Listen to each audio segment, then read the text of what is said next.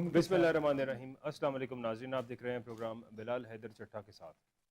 अहम इश्यूज़ पर बात करें और इस वीकेंड पे काफ़ी सारे इश्यूज़ हुए हैं और काफ़ी सारी बातें हमें इन तमाम तर टॉपिक्स पे करनी पड़ेंगी। थोड़ी सी बात अगर हम ओवल ऑफिस में जो कुछ हुआ अमेरिका में और अमेरिकन प्रेसिडेंट डोनाल्ड ट्रंप ने जिस तरह से ज़ेलेंस्की को इंसल्ट किया, बहुत से लोग उसको इंसल्ट कह रहे हैं कि इंसल्ट की गई वहाँ पे अपने ओवल ऑफिस में बुला के, जबकि हालात शायद इससे मुख्तलिफ भी थे वहाँ पे। लेकिन जो सारा उनकी तवील डिस्कशन हुई वहाँ पे ओवल ऑफिस में बैठे हुए और ज़ेलेंस्की जिस तरह से आया, तकलीफ़ तो अमेरिकन प्रेसिडेंट को थी, क्योंकि ज़ेलेंस्की और ज़ेलेंस्की की तरह के तमाम तर लोग जो अमेरिका की पुरानी इस्टेब्लिशमेंट के साथ कनेक्टेड थे, जो उस डीप स्टेट के साथ मिल के काम कर रहे थे, उन सब ने डोनाल्ड ट्रंप के ख़िलाफ़ कैंपेन की और ख़िलाफ़ ही आवाज़ उठाई। इन तमाम इशूज़ पर बात करते हैं। स्टूडियोज़ में जो ज्वाइन कर रहे हैं ज़मीर अफाकी साहब, thank you for being here sir. साथ में ज्वाइन कर रहे हैं कर्नल अकबर भट्ट साहब, बहुत शुक्रिया हमें ज्वाइन करने का। अकबर भट्ट साहब, अकबर भट्ट साहब क्या समझते हैं सर? जी बिल्कुल ठीक बात की है। आपने अपने इंट्रो में भी बताया कि अमेरिका बेसिकली बुनियादी तौर पर वो तो दुनिया में हर जगह के ऊपर अपनी बादशाही की वजह से अपना सिक्का जमाने के लिए वो जो है इस तरह की चीज़ों को सपोर्ट करता है, और जहाँ पे उसकी न्यूसेंस बने और जहाँ पे जो है वो दुनिया को पता चले कि he is the only super power in entire world, तो वो ये करता है। जहाँ तक यूरोपियन कंट्रीज़ का ताल्लुक है, यूरोपियन कंट्रीज़ तो अफवाजी तौर पर जो है वो तो इतने मजबूत नहीं हैं, वो डायरेक्ट किसी के साथ जो है इस तरह का इल्हाक नहीं कर सकते। यस, फाइनेंशियली तौर पर वो बड़े मजबूत हैं, और उन्होंने यूक्रेन को जो है वो पैसे भी दिए इस जंग में, जो कि लोन के तौर पर, और अमेरिका ने तो पैसे उनको दिए हैं, इमदाद दी है उनको। तो ये बेसिकली बुनियादी तौर पर ये अभी जो इनका वहाँ पे आपस में मुलाकात हुई है यूक्रेन के सदर की और प्रेसिडेंट ट्रंप की, तो जो उनका इमेच्योर बिहेवियर है बुनियादी तौर पर, मैं दोनों का कहूँगा कि मीडिया के ऊपर इस तरह और एक दूसरे के साथ हार्श वर्ड्स का एक्सचेंज करना, ये बेसिकली इमेच्योर लीडरशिप है, इसके अलावा और कुछ नहीं है। तो आजकल जो दौर है मुसलमानों का, जहाँ पे इश्यूज होता है वहाँ पे अमेरिका जो है ये जागता नहीं है, और जहाँ पे अदर देन मुस्लिम्स को इशू होता है तो वहाँ पे ये ऑल आउट होता है। वहाँ पे United Nations, overall United Nations की अफवाज जाती हैं, नेटो की अफवाज जाती हैं, दूसरे इदारे, वर्ल्ड फूड जाता है, हेल्थ का डिपार्टमेंट जाता है, और वहाँ पे जाके तो ये जो है वो अपना रोल प्ले करते हैं। पुराने प्रोजेक्ट्स के ऊपर नया टैग लगा के दोबारा से रीलॉन्च कर देना, कर्नल अकबर भट्ट साहब क्या समझते हैं आप? बात यह है जी कि ये बड़ा ही अजीब अलमिया है कि हमारा जो आम आदमी है उस तक जो फवायद हैं वो नहीं पहुंचते, उस तक सहूलतें नहीं पहुंचती। यानी हुकूमत बार बार दावे करती है कि महंगाई कम हो रही है, जबकि महंगाई कम होती नजर नहीं आ रही है। महंगाई बिल्कुल भी कम नहीं हुई। देखिए, बुनियादी तौर पर ये पुअर गवर्नेंस है, और जो एक विजन होता है, जो एक लीडरशिप होती है, वो उसका बहुत ज्यादा फुकदान है, और उसका फुकदान हर सतह पर है। यानी अगर कोई डिप्टी कमिश्नर है तो उसमें भी लीडरशिप नजर नहीं आती, और अगर कोई इससे ऊपर ब्यूरोक्रेसी में हिरारकी है तो लीडरशिप की कमजोरी है, और पॉलिटिकल लीडरशिप तो बिल्कुल ही कमजोर है, वो तो एक शहाना हिसाब किताब है। अभी आप देखें, रमजान में हमेशा रमजान में चीजें महंगी होती हैं, ये सस्ते बाजार जरूर लगते हैं। जिस तरह भी मेरे दोस्त ने कहा कि जी कुछ जगहों के ऊपर वो रेट जो रमजान से पहले था वो अभी भी है कुछ जगहों के ऊपर, लेकिन हमारे पास इतनी ज्यादा फौज है, ये जो हमारी इंतजामी जो डिस्ट्रिक्ट एडमिनिस्ट्रेशन जिसको हम कहते हैं, उसमें इतने ज्यादा जो है वो मुख्तलिफ टीयर्स की पटवारी हैं, तहसीलदार हैं, नायब तहसीलदार हैं, कानूगो हैं, असिस्टेंट कमिश्नर्स हैं, मजिस्ट्रेट्स हैं, एडिशनल डिप्टी कमिश्नर्स हैं, ये डिस्ट्रिक्ट एडमिनिस्ट्रेशन की बात कर रहा हूँ।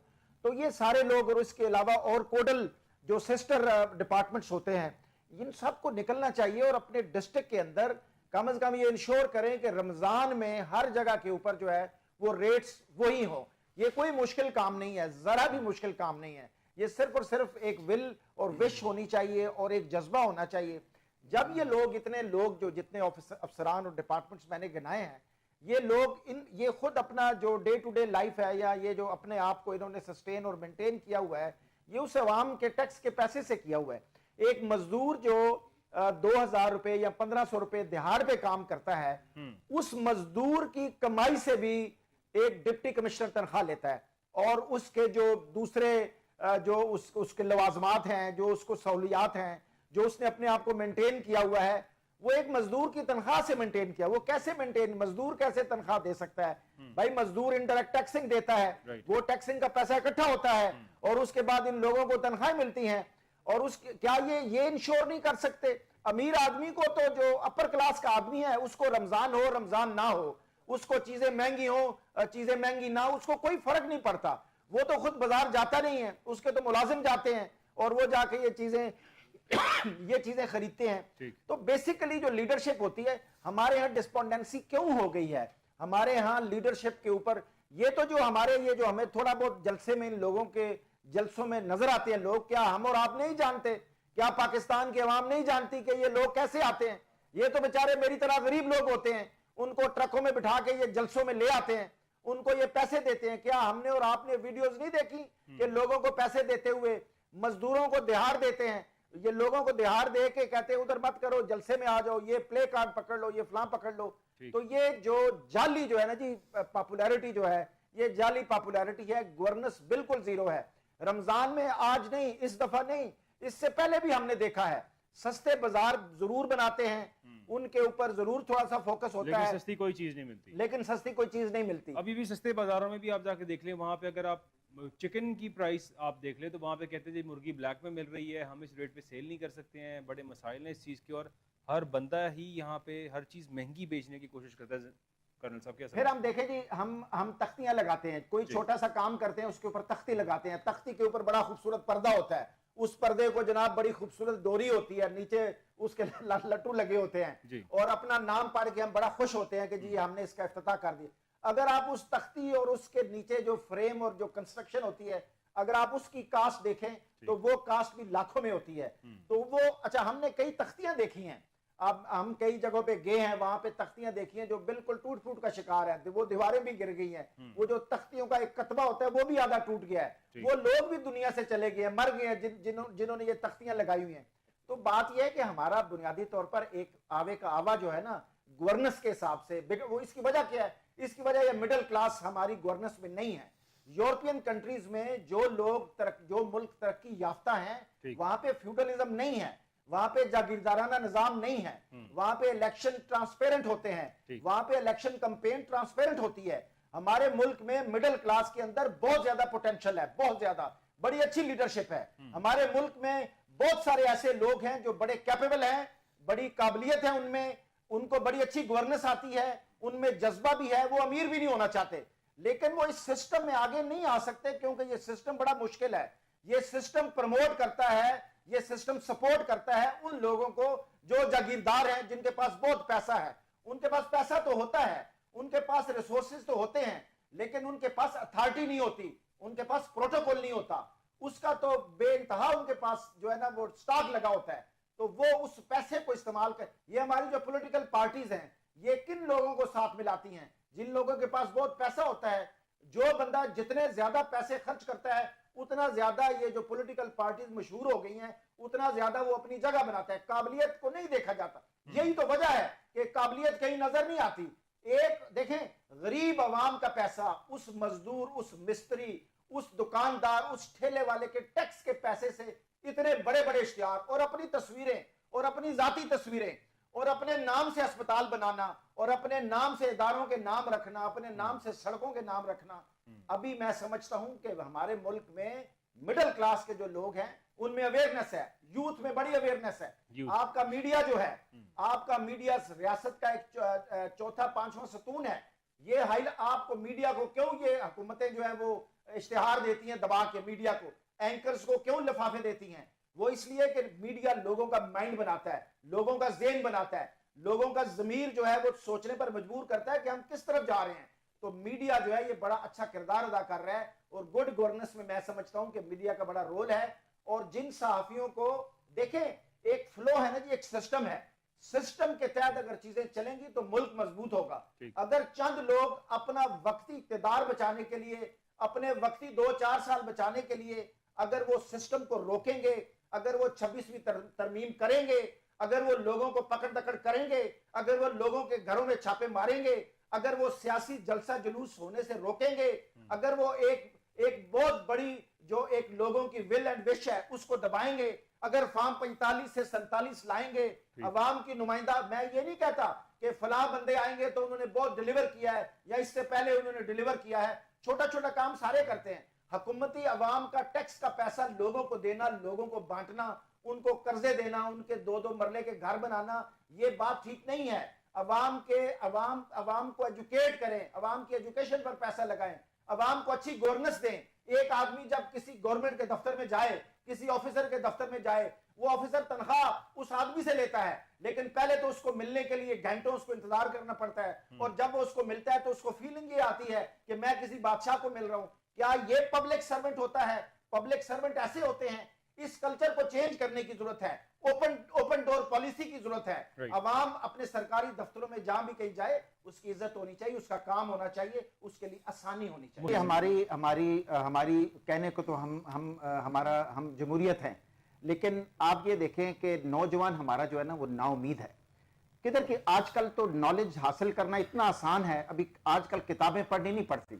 آج کل کے نوجوانوں میں نالج کیوں ہے؟ یوٹیوب ہے، گوگل ہے، اور دوسری تیسری سائٹس ہیں. 1 منٹ میں آپ کچھ بھی ڈھونڈنا چاہتے ہیں، پتہ کرنا چاہتے ہیں، آپ کو پتہ چل جاتا ہے. جمہوریت کہاں ہے؟ جب سسٹم نہیں ہوگا، جب آئین نہیں ہوگا، جب عدل و انصاف نہیں ہوگا، جب قانون کی حکمرانی نہیں ہوگی، تو کیسے پھر نا امیدی تو ہوگی. ابھی آپ دیکھیں، کہنے کو جمہوریت ہے، لوکل باڈی گورنمنٹ جو ہے وہ نہیں ہے. کہیں بھی آپ کو لوکل باڈیز نہیں ملتی، نہ اس گورنمنٹ میں ملتی ہے نہ پچھلی گورنمنٹ میں. یہ نہیں ہے کہ ایک بندے کو آپ رگڑیں کہ جی یہ غلط ہے، غلط ہے، غلط ہے. بنیادی طور پر ہم لوگ نا پاور ہنگر ہیں. ہم لوگ جو پاور ہے نا جی، اقتدار میں یہ لوگ کیوں آتے ہیں؟ جیسے میں نے عرض کیا کہ یہ لوگ امیر لوگ اور فیوڈلز اقتدار میں آتے ہیں، یہ بیسیکلی پاور میں آتے ہیں. اور جب اتنا پیسہ لگا کے، اتنی ایفرٹ کر کے جب یہ پاور میں آ گئے، تو کیا ان کا دل کرے گا کہ اپنی پاور کسی اور کو دے دیں؟ تو جھگڑا سارا پاور کا ہے. جھگڑا جو ہے وہ اور کوئی نہیں ہے کہ پاور ہونی چاہیے. بھائی جمہوریت ہے تو کے پی کے میں ابھی تک جو سینٹ ہے وہ خالی ہے. کے پی کے کی اسمبلی نے سینیٹر الیکٹ کرنے ہیں. سینٹ میں جو ہے 104 ممبر ہوتے ہیں سینٹ کے، تو کے پی کے جو سینٹ کے ممبرز ہیں وہ نہیں ہیں. کیوں نہیں ہیں؟ کیوں الیکشن کمیشن ادھر کیوں کمزور ہے؟ لوکل باڈیز کے الیکشن کیوں نہیں کروائے؟ یہ یک طرفہ انصاف اور یک طرفہ جو بیہیویئر ہوتا ہے نا جی، اس سے نا امیدی ہوتی ہے. تو بات یہ ہے کہ اگر آپ کے اندر جو ہے وہ اپنے ملک سے محبت کا جذبہ ہو اور اپنے ملک کی خدمت کا جذبہ ہو، تو آپ کو ہر طرف قانون کی حکمرانی نظر آتی ہے. ہر طرف آپ کو لوگوں کا یقین ہوتا ہے قانون کے اوپر. ابھی آپ یہ دیکھیے کہ جوڈیشری جب سٹرونگ تھی تو ہمارے جو بنیادی طور پر ہمیں جو انکمفرٹیبل ہوتے ہیں کہ وہ ہمارے یہ جو سو کالڈ حکمران ہیں، یہ انکمفرٹیبل ہوتے ہیں. جب تک سٹیٹ کا ہر ایک پلر اپنے دائرے میں نہیں رہے گا، اپنا کام نہیں کرے گا، تو سٹیٹ مضبوط نہیں ہوگی. اگر ایگزیکٹو جو ہے، جیسے حکومتی ادارے ہیں، یہ اگر چاہیں گے کہ جوڈیشری بھی ہمارے ہاتھ میں، فیوڈلزم تو ہے، اور یہ فیوڈل جب پاور ان کے، آپ دیکھیں نا سندھ میں، آپ نے اپنے انٹرو میں مثال دی جتوئی کی، وہ جو بچہ تھا جس نے جو ہے ایک شاہ رخ جتوئی جی اس نے ایک ڈی ایس پی صاحب کے بیٹے کو چھوٹی سی بات کے اوپر، شاہ زیب کو مرڈر کر دیا. اچھا، اس کو جب مرڈر کر دیا تو یہ پھر بھاگ گیا، ملک سے بھاگ گیا. اس وقت کے جو چیف جسٹس تھے وہ سٹرونگ تھے. وہ chief justice has to be strong. ابھی انڈیا کے اندر جو چیف جسٹس ہے سپریم کورٹ کا، وہ سٹرونگ ہے. سپریم کورٹ کے جو ججز جو ہیں، جو انہوں نے ججز کو نامینیٹ کرنا ہے سپریم کورٹ کے لیے، تو وہ سپریم کورٹ کا چیف جسٹس ہی کرتا ہے. اس کے ساتھ 4 جج ہوتے ہیں. وہ جو نام دیتے ہیں وہ پریزیڈنٹ ان کو وہ اپروو کر دیتا ہے. They are the supreme court ججز. ہمارے ہاں پولیٹیشنز کسی نہ کسی طریقے سے دوسرے اداروں میں گھستے ہیں، اور جب یہ دوسرے اداروں میں گھستے ہیں تو جب تک تو دونوں کا آپس میں ملاپ رہتا ہے، کوئی انڈرسٹینڈنگ رہتی ہے، تو وقتی کام چلتا ہے. اور جب ڈیفرنس آف انٹرسٹ پیدا ہوتا ہے تو پھر تباہی ہوتی ہے، اور تباہی تو ملک کی ہوتی ہے. ابھی اس وقت کے جو چیف جسٹس تھے، شاید چودھری افتخار تھے یا جسٹس نثار تھے، سوو موٹو بھی لیا جاتا تھا. اور سوو موٹو تو اس طرح لیا جاتا ہے نا کہ جب کوئی ایک فیوڈل جو ایک بڑا جاگیردار جو ہے جب کوئی ظلم کرتا ہے تو انہوں نے وہ دیکھیں کیس ہوا، مرڈر ہوا، پاکستان سے بھاگ گیا، لیکن پھر جوڈیشری سٹرونگ تھی، وہ پاکستان واپس لایا گیا، اس کو سزا ہوئی، 10 سال اس نے جیل میں کاٹی. لیکن یہ بڑے لوگ جیل کیسے کاٹتے ہیں؟ دیکھیں، ہم نے اوورال ایک پیکج ہے ہماری درستی کی، کہا کہ ہم نے درست کیسے ہونا ہے.